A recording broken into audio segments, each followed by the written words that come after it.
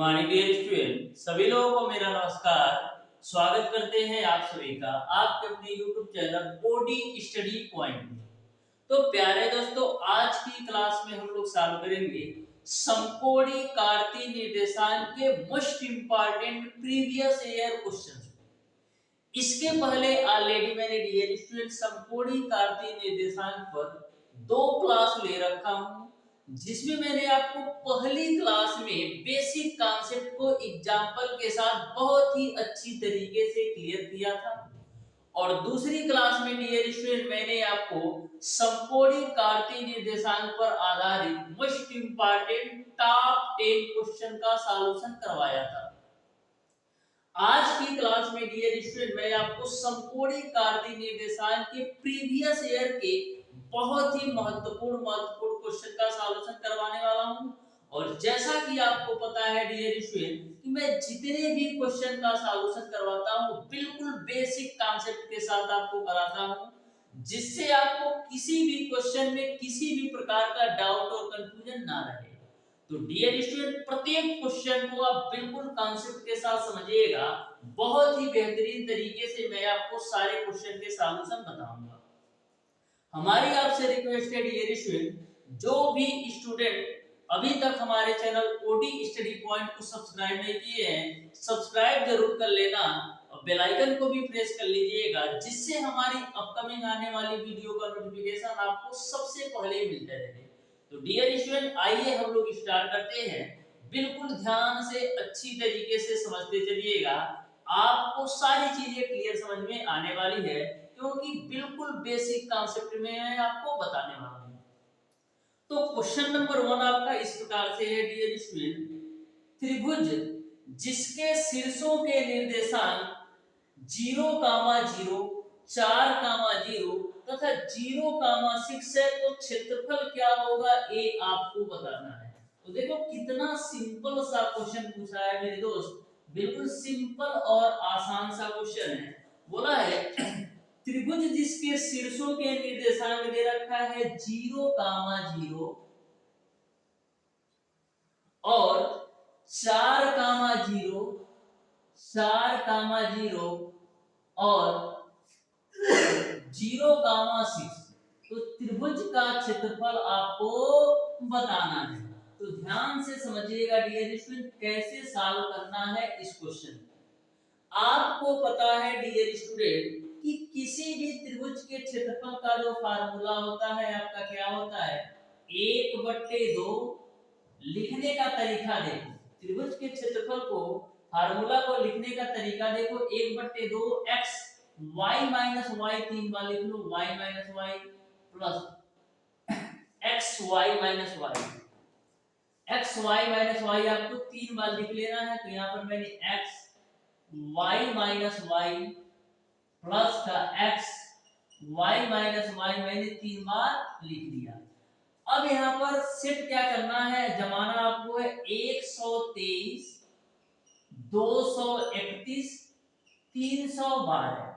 आपको अलग से फार्मूला रखने की जरूरत नहीं पड़ेगी यदि आप हमारी डेली बेसिस पर क्लासेस लेंगे, क्योंकि मैं जितने क्वेश्चन का सॉल्यूशन करवाऊंगा बिल्कुल आपको फार्मूला के साथ करवाऊंगा, जिससे आपको फार्मूला क्लास में ही अच्छी तरीके से समझ में आ जाए और आपके माइंड में सेट हो जाए। तो यहाँ पर ये आपका त्रिभुज के क्षेत्रफल का फार्मूला होता है। यह जो वैल्यू है बाबू वो आपका x1, y1 की है, और यह जो वैल्यू है आपका x2, y2 की है, और यह जो वैल्यू है x3, y3 की है। अब सारी वैल्यू रख दो, तो 1/2 x1 की वैल्यू आपका है 0, तो x1 की वैल्यू 0 होगा तो यह पूरा 0 हो जाएगा, तो 0 मिल गया, प्लस x2 की वैल्यू आपका 4 है तो मैंने 4 रख दिया, y3 की वैल्यू आपका 6 है तो मैंने 6 रख दिया, और y1 की वैल्यू 0 है तो 0 रख दिया। अब देखो x3 की वैल्यू 0 है तो यह पूरा वैल्यू आपका 0 हो जाएगा। यहाँ तक आपको क्लियर है। अब देखो मिलेगा आपको 1/2 गुणे 6 चौक 24, 24 को काटोगे 2 से तो मिलेगा आपको 12 वर्ग इकाई, यानी कि जो त्रिभुज का क्षेत्रफल होगा वो आपका 12 हो जाएगा। यानी क्वेश्चन नंबर 1 का ऑप्शन नंबर बी सही हो जाएगा। तो देख सकते हैं यदि आपको त्रिभुज का केवल क्षेत्रफल का फार्मूला पता है तो मैक्सिमम आप 5 से 10 सेकंड के अंदर ऐसे क्वेश्चन को बिल्कुल बेहतरीन तरीके से सॉल्व कर सकते हो। बढ़ते हम डियर स्टूडेंट क्वेश्चन नंबर 2 की तरफ। ध्यान से समझना, बहुत ही बेहतरीन तरीके से सारे क्वेश्चन का कांसेप्ट मैं आपको बताने वाला हूं। जो आपका क्वेश्चन नंबर 2 है ये भी आपका त्रिभुज के क्षेत्रफल से पूछा गया क्वेश्चन है। जैसा कि मैंने आपको स्टार्टिंग में ही बताया था कि एक कांसेप्ट पर जितने भी क्वेश्चन होंगे टोटल क्वेश्चन को मैं एक साथ करा दूंगा, जिससे आपको कांसेप्ट और फार्मूला अच्छी तरीके से क्लियर हो जाए। तो क्वेश्चन नंबर 2 आपका है डियर स्टूडेंट, बिंदु -2, -3, 4, 1 एवं 1, -1 द्वारा घिरा क्षेत्रफल क्या होगा। यानी कि किसी भी त्रिभुज के 3 बिंदु के निर्देशांक दे रखा है इन्होंने -2, -3 और दे रखा है 4, 1 और नेक्स्ट दे रखा है आपका 1, -1। तो आपको त्रिभुज का क्षेत्रफल बताना है क्या होगा। तो बिल्कुल आप ध्यान से देखिएगा, बिल्कुल सिंपल तरीके से आप सॉल्व कर सकते हो। यह जो वैल्यू है डियर स्टूडेंट वो आपका x1, y1 की है, यह जो वैल्यू है आपका x2, y2 की है और यह जो वैल्यू है आपका x3, y3 की है। ठीक है, अब सारी वैल्यू यहाँ पर रख दो।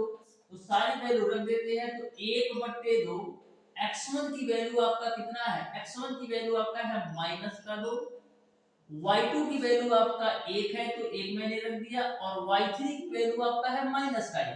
तो फार्मूला से माइनस और यह माइनस मिलकर के आपका प्लस का 1 हो जाएगा, प्लस x2 की वैल्यू आपका है 4 तो मैंने 4 रख दिया, y3 की जो वैल्यू आपका है -1 मैंने -1 रख दिया और y1 की वैल्यू आपका है -3। तो यह माइनस और यह माइनस दोनों मिलकर के प्लस हो जाएंगे 3, प्लस x3 की वैल्यू आपका कितना है, x3 की वैल्यू आपका है 1 और y1 की वैल्यू आपका है -3 और y2 की वैल्यू आपका है -1।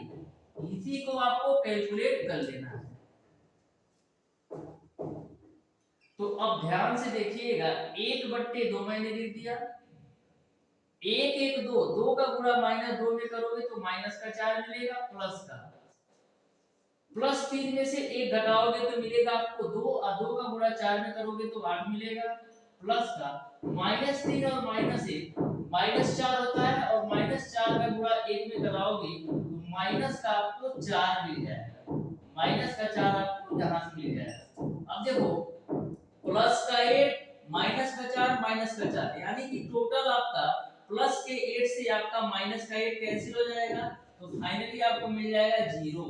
यानी कि जो त्रिभुज का क्षेत्रफल होगा वो आपका 0 हो जाएगा। इस तरीके से क्वेश्चन नंबर 2 का जो राइट आंसर होगा वो आपका ऑप्शन नंबर बी ही सही हो जाएगा। तो देख सकते हैं कितना बेहतरीन तरीके से इस क्वेश्चन का भी कांसेप्ट आपको समझ में आ गया। बढ़ते हैं हम डियर स्टूडेंट क्वेश्चन नंबर 3 की तरफ। ध्यान से देखिएगा, बहुत ही सिंपल और आसान वे में मैं आपको सारे क्वेश्चन के सॉल्यूशन करवाने वाला हूं। बस आप ध्यान से प्रत्येक क्वेश्चन के कांसेप्ट को समझते जाओ। तो देखो क्वेश्चन नंबर 3 आपका किस तरीके से पूछा है, बोला है किसी त्रिभुज के शीर्ष 0, 4, 6, 0 तथा 0, 8 है तो त्रिभुज का क्षेत्रफल बताओ। किसी भी त्रिभुज के शीर्ष दे रखा है इन्होंने 0, 4 और 6, 0, 0, 8, 6, 0 और 0, 8। तो आपको बताना है कि त्रिभुज का क्षेत्रफल क्या होगा।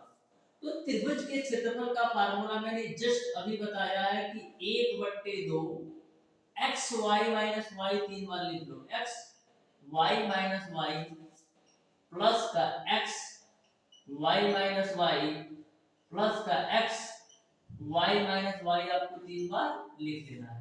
तो यहाँ से जमा दो 123, 231 और 312। ठीक है, तो यहाँ से त्रिभुज का क्षेत्रफल की वैल्यू आप निकाल लो 1/2 x1 की जो वैल्यू आपका है क्या है 0, तो x1 की वैल्यू 0 रखोगे तो यह पूरा 0 मिल जाएगा, प्लस का x2 की वैल्यू आपका 6 है तो मैंने 6 रख दिया, y3 की वैल्यू आपका है 8 तो मैंने 8 रख दिया, माइनस y1 की वैल्यू कितना है 4 है तो मैंने 4 रख दिया, प्लस x3 की वैल्यू आपका है 0 तो 0 रखोगे तो यह पूरी वैल्यू 0 हो जाएगी। ठीक है, यहाँ तक क्लियर है। तो यहाँ से आपका त्रिभुज का क्षेत्रफल मिल जाएगा 1/2 गुणे 8 छक 48।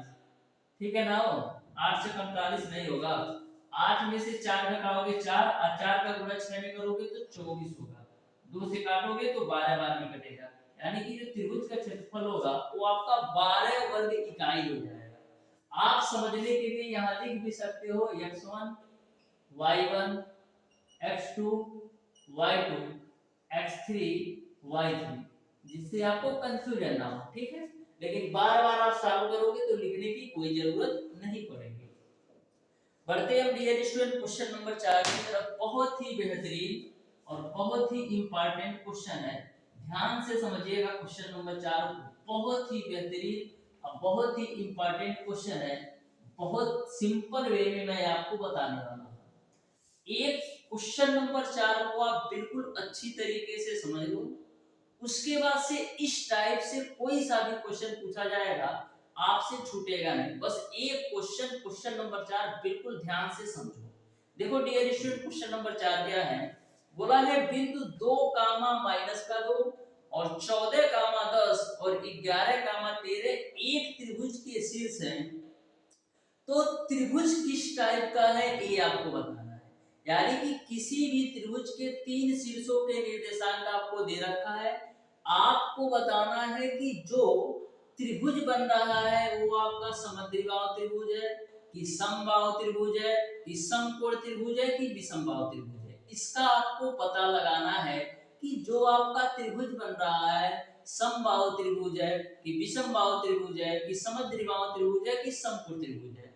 तो सबसे पहले डियर स्टूडेंट आपको समझना होगा कि हम समबाहु त्रिभुज किसे कहते हैं, विषमबाहु त्रिभुज किसे कहते हैं, समकोण त्रिभुज किसे कहते हैं और समबाहु त्रिभुज किसे कहते हैं। तो ध्यान से समझना। एक मैं त्रिभुज यहाँ पर ड्रा कर लेता हूँ, आप बाबू ध्यान से समझो, बिल्कुल सिंपल वे में मैं आपको बताने वाला हूँ। एक मैंने यहाँ पर एक त्रिभुज ड्रा कर लिया, जिसका मैंने नामकरण कर दिया ए बी और सी। अभी हमें पता नहीं है कि यह जो आपका त्रिभुज है किस प्रकार का है, समबाहु है कि विषमबाहु है कि समद्विबाहु है कि समकोण है। ध्यान से समझो। हम डियर स्टूडेंट समबाहु त्रिभुज किसे कहते हैं, हम डियर स्टूडेंट समबाहु त्रिभुज किसे कहते हैं, समबाहु त्रिभुज उस त्रिभुज को कहते हैं जिसकी तीनों भुजाएं आपस में समान होती है, उसको हम समबाहु त्रिभुज कहते हैं। यानी कि समबाहु त्रिभुज होने के लिए त्रिभुज की तीनों भुजाएं आपस में बराबर होना चाहिए, यानी कि AB बराबर BC बराबर आपका AC होना चाहिए। यानी कि जब त्रिभुज की तीनों भुजाएं आपस में बराबर होगी तो आपका समबाहु त्रिभुज होगा। अब हम बात करते हैं डियर स्टूडेंट कि समद्विबाहु त्रिभुज होगा क्या। समद्विबाहु त्रिभुज कैसा होता है, तो समद्विबाहु नाम से ही आपको पता चल रहा है, समद्विबाहु यानी कि दो भुजाएं त्रिभुज की बराबर होगी। तो समद्विबाहु त्रिभुज में होता क्या है, त्रिभुज की कोई दो भुजाएं आपस में बराबर होगी और तीसरी भुजा नहीं बराबर होगी। यानी कि समद्विबाहु त्रिभुज को हम लिखे तो AB बराबर आपका BC हो जाएगा, यानी कि AB भुजा जो है कि BC के बराबर होगी, लेकिन जो आपका AB और BC भुजा है वो आपका AC के बराबर नहीं होगा। यानी कि समद्विबाहु त्रिभुज में केवल और केवल दो भुजाएं आपस में बराबर होंगी, वो आपका समद्विबाहु त्रिभुज हो गया। अब हम बात करते हैं डियर स्टूडेंट की विषमबाहु त्रिभुज क्या होता है। अच्छी तरीके से कॉपी में लिख लो, विषमबाहु त्रिभुज होता क्या है। तो विषमबाहु त्रिभुज वह त्रिभुज होता है जिनको तीनों भुजाएं आपका अलग अलग होती हैं। यानी कि विषमबाहु त्रिभुज एक ऐसा त्रिभुज होता है जिसकी तीनों भुजाएं अलग अलग होती हैं। यानी कि विषमबाहु त्रिभुज की शर्त है कि तीनों भुजाएं आपस में बराबर नहीं होंगी। तीनों भुजाएं जो है आपस में बराबर नहीं होंगी, वो आपका विषमबाहु त्रिभुज होगा। नेक्स्ट हम बात करते हैं डियर स्टूडेंट की समकोण त्रिभुज क्या होगा। तो समकोण त्रिभुज होने का कंडीशन क्या होता है डियर स्टूडेंट, समकोण त्रिभुज होने का कंडीशन ये होता है कि दो भुजाओं के जो भुजाओं का योग जो है तीसरी भुजा के योग के बराबर होना चाहिए। यदि हम बात करें कि यदि आपका ABC समकोण त्रिभुज है, यहाँ पर मैं मान लेता हूं कि आपका 90 डिग्री है, वैसे तो चलो बना ही लेते हैं, ठीक है। इसको मैं एक समकोण त्रिभुज का रूप देता हूं, ध्यान से देखना, समझाने के लिए मैं कर रहा हूं, ठीक है। इस तरीके से ये बना दिया, ठीक है, और इसको मैंने मिला दिया यू यहाँ से, ठीक। अब इसको भी हम मिटा देते हैं। अब ध्यान से समझो, ठीक है। ये आपका समकोण त्रिभुज है ABC।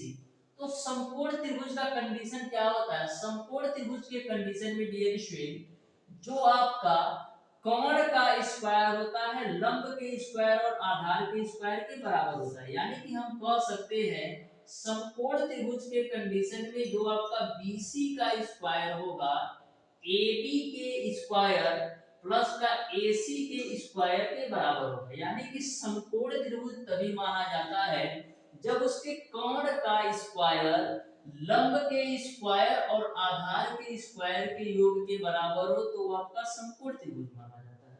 यानी कि समकोण त्रिभुज की कंडीशन में आपका कोण का स्क्वायर लंब के स्क्वायर और आधार के स्क्वायर के योग के बराबर होता है। तो यह कंडीशन आपको अच्छी तरीके से समझ में आ गया होगा। अब आइए डियर स्टूडेंट हम लोग क्वेश्चन पर चलते हैं, क्वेश्चन को बहुत ही बेहतरीन तरीके से सॉल्व करेंगे। तो देखो यह आपको पता नहीं है कि कौन सा त्रिभुज है क्वेश्चन नंबर 4 में, तो रैंडमली मैं एक त्रिभुज इस तरीके से बना देता हूं, आप ध्यान से देखो। इस तरीके से मैंने एक त्रिभुज बना दिया, ठीक है। इसके 3 बिंदुओं के निर्देशांक दे रखा है आपका 2, -2 और 14, 10 और 11, 13 के रूप में, ठीक है। आपको बताना है कि इन तीनों बिंदुओं से बनने वाला त्रिभुज कैसा होगा, समबाहु होगा, समद्विबाहु होगा, विषमबाहु होगा, समकोण होगा। एक क्वेश्चन केवल ध्यान से समझो, यहां पर हम नामकरण कर देते हैं A, B और C, ठीक है। तो कैसे चेक करोगे कि जो बना त्रिभुज है कौन सा त्रिभुज है, तो इसके लिए हम लोग क्या करेंगे, दो बिंदुओं के बीच की दूरी का फार्मूला लगाएंगे। सबसे पहले हम AB की वैल्यू निकालेंगे, A से B तक की दूरी, फिर BC की वैल्यू निकालेंगे, फिर हम CA की वैल्यू निकालेंगे। तो ध्यान से समझो डियर स्टूडेंट, सबसे पहले हम बात करते हैं AB की वैल्यू क्या होगी। AB की वैल्यू क्या होगी, तो देखो ये आपका x1 की वैल्यू मान लेते हैं, ये आपका y1 की है, और ये आपका x2 की वैल्यू है, और ये आपका y2 की वैल्यू है। तो दो बिंदुओं के बीच की दूरी का फार्मूला लगाओ, क्या होता है x2 - x1 का whole square plus y2 - y1 का होल स्क्वायर, ठीक है। अब देखो x2 की वैल्यू आपका कितना है, x2 की वैल्यू आपका है 14 और x1 की वैल्यू 2 है, तो 14 - 2 का होल स्क्वायर हो जाएगा प्लस y2 की वैल्यू आपका है 10 और y1 की वैल्यू आपका है -2, तो फार्मूला से माइनस और यह माइनस, प्लस का आपका हो जाएगा 2, इसका होल स्क्वायर कर दो। तो यहां से डियर स्टूडेंट आपको क्या मिलेगा, 14 में से 2 घटाओगे 12, अब 12 का स्क्वायर करोगे तो 144 और यहां पर 10 2 12 का स्क्वायर 144, तो रूट ओवर 144 प्लस 144 को हम क्या लिख सकते हैं, 12 कौड़ी में 2 के रूप में। यानी कि हमारा A से B तक की जो दूरी है वो आपको मिल गया 12 कौड़ी में 2 के रूप में। यहां तक आपको क्लियर है। अब आगे हम आ जाते हैं, अब हम निकाल लेते हैं डियर स्टूडेंट B से C तक की दूरी। B से C तक की दूरी के लिए हम क्या करेंगे, इसको हम मान लेंगे डियर स्टूडेंट कि हमारा x1 और y1 की वैल्यू है, ये आपका x1 और y1 की वैल्यू है, और इसको मैं मान लेता हूं कि हमारा x2, y2 की वैल्यू है। अब सारी वैल्यू रख दो, तो दो बिंदुओं के बीच की दूरी का फार्मूला क्या होता है, x2 - x1 का होल स्क्वायर। x2 की वैल्यू आपका है 11 और x1 की वैल्यू है 14, तो 11 में से 14 घटाओगे तो -3 मिलेगा, इसका आप स्क्वायर कर दो, 11 माइनस 14 यानी -3 का होल स्क्वायर होगा प्लस का y2 माइनस y1 का होल स्क्वायर। तो y2 की वैल्यू आपका 13 है और y1 की वैल्यू 10 है, तो 13 में से 10 घटाओगे तो 3 का होल स्क्वायर। तो इसको आप कैलकुलेट करिएगा तो आपको कितना मिलेगा, यहाँ से 9 और यहाँ से 9, तो मिलेगा आपको 3 कड़ी में 2, यानी आपने निकाल लिया B से C तक की दूरी 3 कड़ी में 2 की दूरी। अब हम निकालते हैं डियर स्टूडेंट A से C तक की दूरी। A से C तक की दूरी कैसे निकालोगे, इसको हम मान लेते हैं डियर स्टूडेंट कि हमारा x1 और y1 की वैल्यू है और इनको हम मिटा देते हैं, ठीक है। और इसको हम मान लेते हैं कि हमारा x2 और y2 की वैल्यू है। तो AC की वैल्यू निकालो, x2 माइनस x1 का होल स्क्वायर यानी कि 2 माइनस 11 करोगे तो 2 माइनस 11 करोगे तो माइनस का 9 का होल स्क्वायर आपका 81 मिलेगा प्लस y2 माइनस y1 का होल स्क्वायर तो माइनस का 2 और माइनस का 13, माइनस का 2 और माइनस का 13 कितना होगा, माइनस का 2 और माइनस का 13 कितना होगा, माइनस का 15 का होल स्क्वायर यानी कि 225 मिलेगा। ऐड करो तो 5 1 6 होगा, 8 2 10 को 0 और 1 आपका 3, तो रूट ओवर 306 हो गया। तो यहाँ पर आप एक चीज ध्यान से देखिएगा तो आपको क्या मिलेगा, 12 कड़ी में 2 को हम क्या लिख सकते हैं, रूट ओवर 288, क्योंकि 144 जोड़ोगे तो 288 होगा। तो एक चीज आप ध्यान से देखिएगा तो यहाँ पर आपको क्या मिल रहा है कि हमारा जो डियर स्टूडेंट AB का स्क्वायर प्लस BC का स्क्वायर की वैल्यू है वो आपका AC के स्क्वायर के बराबर है।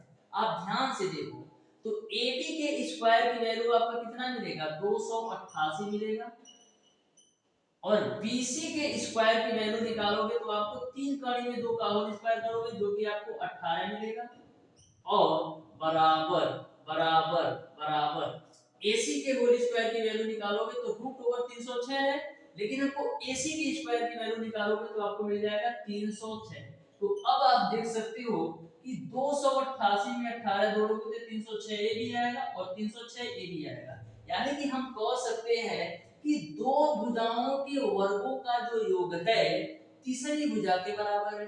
दो भुजाओं के वर्गों का जो योग है वो आपका तीसरी भुजा के बराबर है, यानी हमारा कौन सा त्रिभुज बनेगा, समकोण त्रिभुज बनेगा, ठीक है। यानी हमारा समकोण त्रिभुज बनेगा। गलती से विषम बाहु त्रिभुज मत मार के चले आना कि हाँ चलो तीनों भुजाएं अलग अलग है तो हम विषम बाहु मार लेते हैं।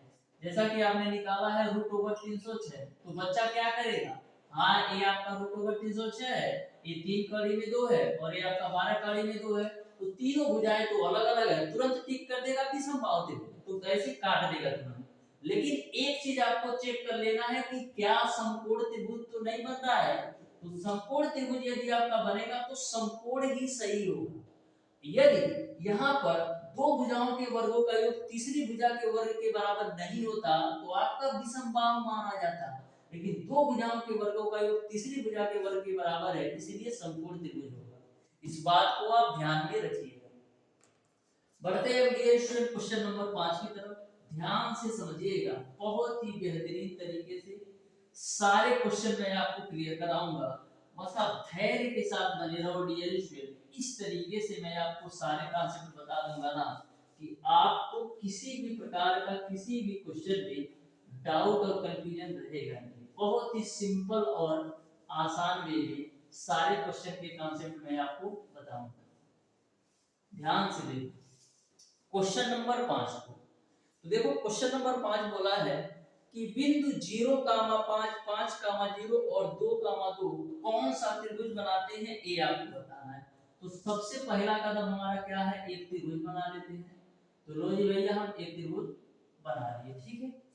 बिंदु दे रखा है 0,5 5,0 और दे रखा है इन्होंने 2,2 2,2, ठीक है। ये आपका ए हो गया, ये आपका बी हो गया और ये आपका सी पॉइंट हो गया। किस टाइप का त्रिभुज बनाता है ये आपको बताना है। तो सबसे पहले हम क्या करते हैं, सबसे पहले हम ए से बी तक की दूरी निकाल लेते हैं।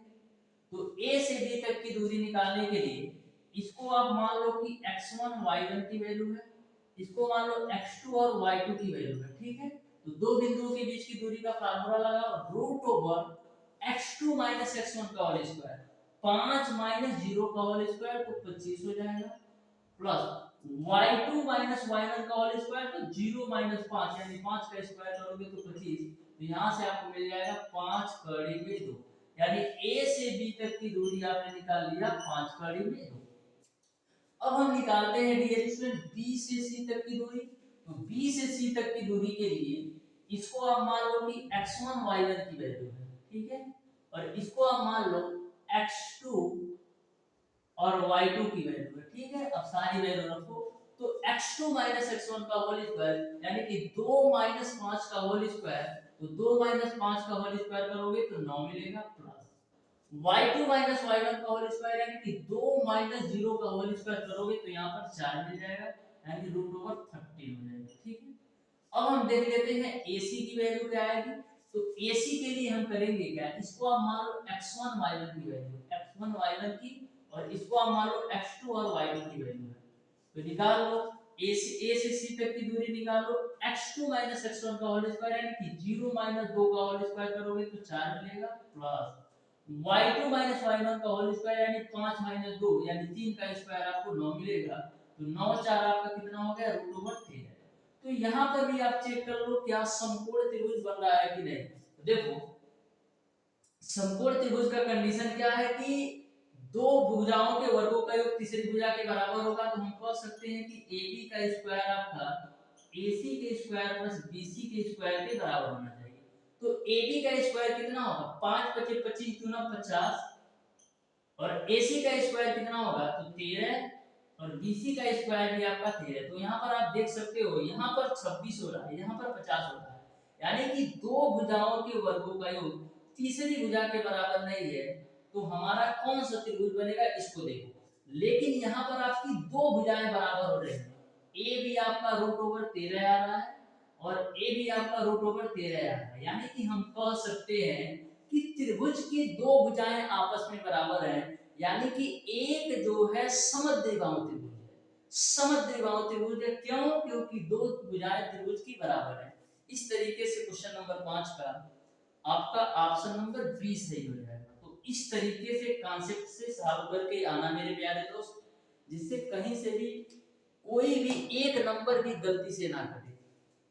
बढ़ते हैं डियर स्टूडेंट क्वेश्चन नंबर 6 की तरफ, ध्यान से समझना क्वेश्चन नंबर 6 को भी, बिल्कुल बेहतरीन कॉन्सेप्ट के साथ सारे क्वेश्चन बताऊंगा, बस आप पेशेंस और धैर्य के साथ बने रहिएगा, सारी चीजें अच्छी तरीके से क्लियर करूंगा। तो देखो क्वेश्चन नंबर 6 आपका है डियर स्टूडेंट, यदि बिंदु A 2 -2 है और B आपका 8 4 है और C आपका 5 7 है और D आपका A-1 है, तो एक चतुर्भुज के शीर्ष है तो वह बहुभुज होगा। यानी कि जो आपका क्वेश्चन नंबर 6 है, ये आपका चतुर्भुज से पूछा गया क्वेश्चन है, आपको 4 बिंदु दे रखा है, आपको बताना है कि चतुर्भुज का निर्माण हो, समांतर चतुर्भुज का निर्माण हो रहा है कि आयत का निर्माण हो रहा है कि वर्ग का निर्माण हो रहा है, ये सारी चीजें आपको बताना है।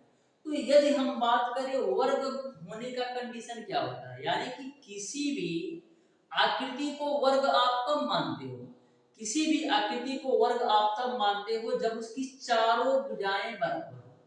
किसी भी आकृति को वर्ग आप तब मानते हो जब उसकी चारों भुजाएं आपस में बराबर हो।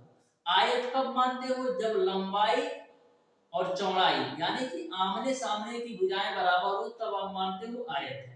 समांतर चतुर्भुज का कंडीशन क्या है, चारों भुजाएं एक दूसरे के समांतर होंगी, तो ये आपका कंडीशन होता है। तो आइए हम क्वेश्चन नंबर 6 को बहुत ही बेहतरीन कॉन्सेप्ट के साथ सॉल्व करते हैं। आप ध्यान से देखो, आप ध्यान से देखिएगा, ठीक है। बोला है यदि बिंदु ए आपको दे रखा है 2 -2, तो सबसे पहले हम क्या करते हैं, ए को ऐसे चतुर्भुज बना देते हैं रैंडमली, ठीक है।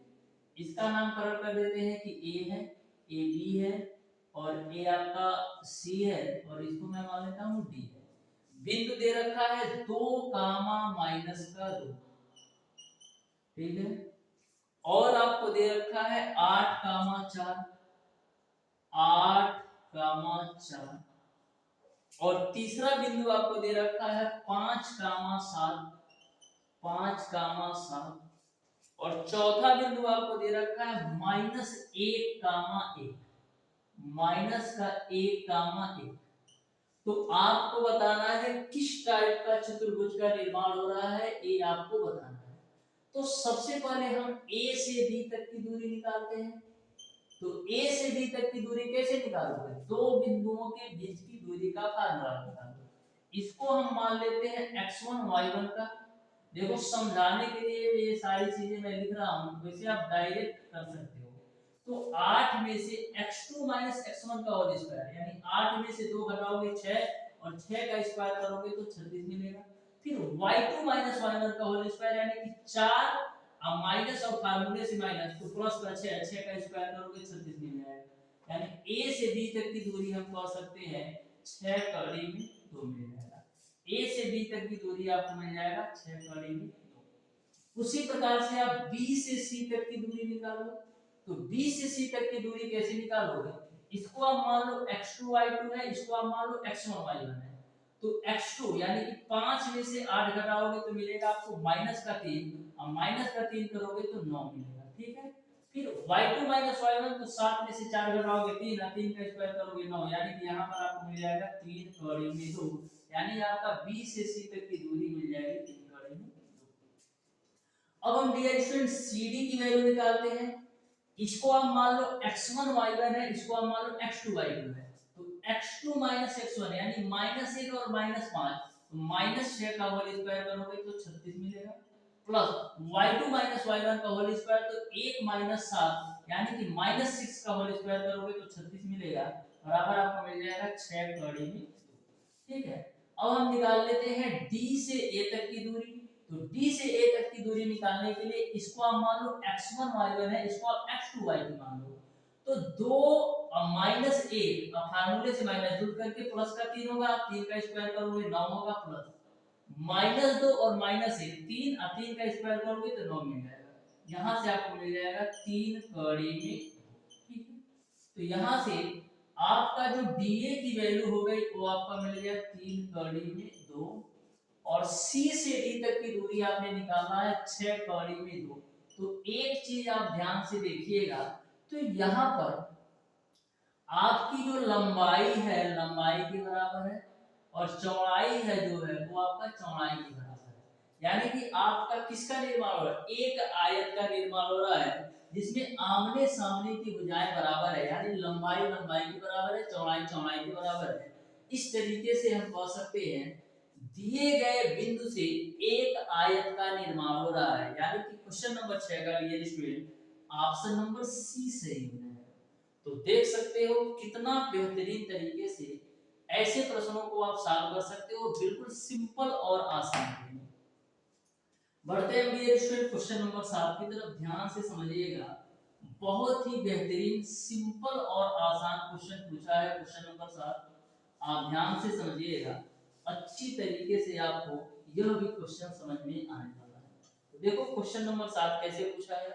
बोला है दो बिंदु -3, 2 और -4, एक बिंदु -1, y से समान दूरी पर है, तो y का मान बताना है। तो आपको y का मान बताना है। बोला है -3, 2 और -4, -3 और -1, -1, y। यह जो दोनों बिंदु हैं -1, y से समान दूरी पर है, तो y का मान होगा।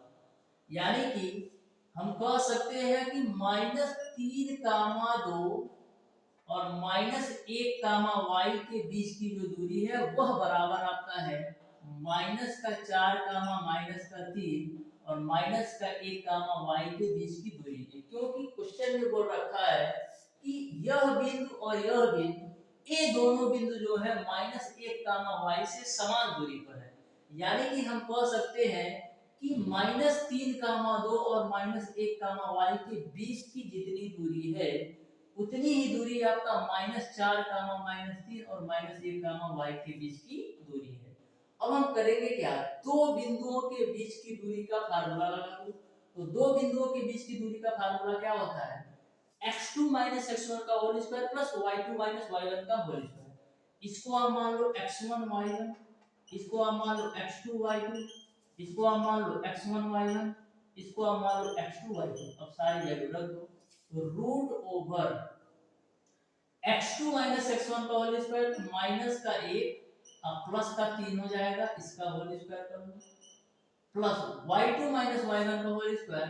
तो y2 की वैल्यू y है और y1 की वैल्यू 2 है, इसका आप होल स्क्वायर कर दो बराबर रूट ओवर, ठीक है। y2 की वैल्यू आपका y है, यह माइनस फार्मूले से माइनस प्लस हो जाएगा 4 का होल स्क्वायर, ठीक है ना। ओ हो ना ना ना ठीक नहीं है, गलती है, देखो कहां से मिस्टेक है, ठीक है ना। देख लो x2 x1 का होल स्क्वायर यानी कि माइनस का 1 प्लस का 4 का होल स्क्वायर होगा, ठीक है, प्लस y2 y1 का होल स्क्वायर यानी कि y प्लस 3 का होल स्क्वायर, ठीक। अब देखो 3 में से -1 घटाओगे 2, 2 का स्क्वायर करोगे 4, प्लस इसका आप होल स्क्वायर खोल दो तो y square plus 4 minus 4y, करड़ी लगा लो बराबर 4 में से 1 घटाओ 3, तो 3 का स्क्वायर 9, इसका आप होल स्क्वायर खोल दे तो मिलेगा आपको y square plus 9 plus 6y, इसमें आप करड़ी लगा दो। अब दोनों पक्षों का वर्ग कर दो, तो दोनों पक्षों का वर्ग करोगे तो क्या मिलेगा, जोड़ लेते हैं तो वर्ग कर लेते हैं, ऐसा वर्ग कर दो यार, तो 4 4 8 हो जाएगा, प्लस y स्क्वायर हो जाएगा माइनस 4y, इधर आपका क्या होगा y स्क्वायर 9 गुना 18, सॉरी अब प्लस का 6y, मैंने दोनों पक्षों का वर्ग करके कड़ी हटा दिया। अब ay स्क्वायर से y स्क्वायर खोपचे में जाएगा। अब देखो 6y को जब लेफ्ट साइड लाओगे तो माइनस का 10y हो जाएगा बराबर 18 में से 8 घटाओगे तो 10 मिलेगा। तो यहाँ से आपका 10 से 10 कैंसिल होगा तो y की वैल्यू निकालोगे तो माइनस का 1 मिल जाएगा, ठीक है ना। ओ क्योंकि माइनस से गुणा करेंगे तो यह आपका पॉजिटिव हो जाएगा y वाली वैल्यू, और यह जो वैल्यू है वो आपका नेगेटिव हो जाएगा। इस तरीके से क्वेश्चन नंबर 7 का ऑप्शन नंबर डी सही हो जाएगा। तो प्यारे दोस्तों आज की क्लास में मैंने आपको बहुत ही बेहतरीन कॉन्सेप्ट से क्वेश्चन नंबर 1 से लेकर के क्वेश्चन नंबर 7 तक के सारे प्रश्नों के सॉल्यूशन को बताने का बिल्कुल बेहतरीन तरीके से प्रयास किया है। फिर भी यदि आपको किसी भी क्वेश्चन में किसी भी प्रकार का डाउट और कंफ्यूजन होता है तो आप हमें कमेंट बॉक्स में कमेंट करके जरूर पूछ लीजिएगा। डियर स्टूडेंट, मिलते हैं नेक्स्ट क्लास